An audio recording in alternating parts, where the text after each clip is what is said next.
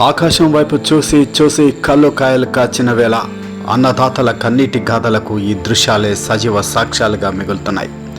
వర్షాభావంతో మహబూబాబాద్ జిల్లాలో పరిస్థితి దయనీయంగా మారింది. వానదేవుడు మోహం చాటేయడంతో కన్నబిడ్డల్లా సాదుకున్న వరి నారుమల్లు కళ్ళ ముందే ఎండిపోతుంటే ఆ నిస్సహాయతను తట్టుకోలేక రైతులు విలవిల్లాడుతున్నారు. మహబూబాబాద్, బయ్యారం మండలాల్లో ఇప్పుడు ఎటు చూసినా ట్యాంకర్ల మొదలే వినిపిస్తున్నాయి.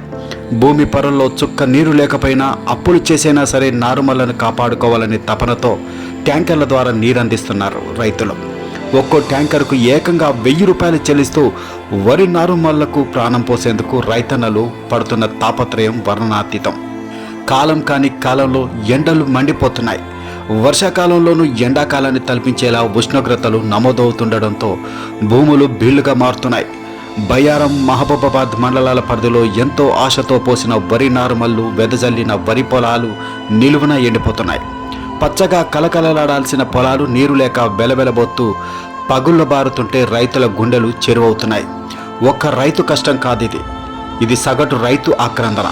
బయ్యారం మండలం గంధంపల్లి గ్రామానికి చెందిన రైతు బాలకిషన్ కథ ఒక్కడిదే కాదు. జిల్లాలోని వేలాది మంది రైతుల పరిస్థితి ఇది అద్దం పడుతుంది.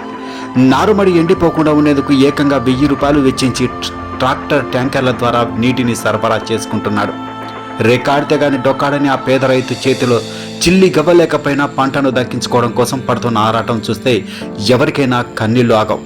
మరోవైపు ఏజెన్సీ ప్రాంతాల పరిస్థితి మరీ ఘోరంగా తయారైంది.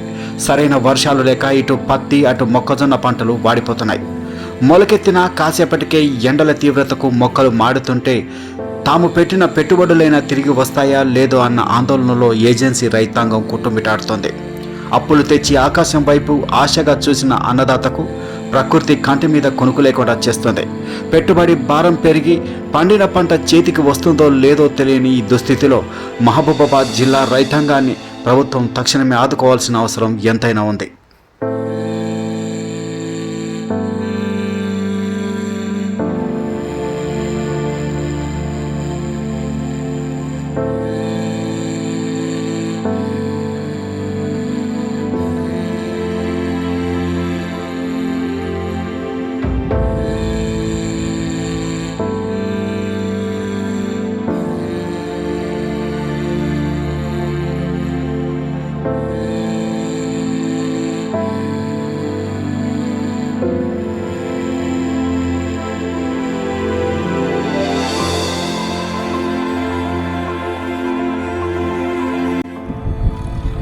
గంధంపల్లి, ధర్మాపురం రెవెన్యూ.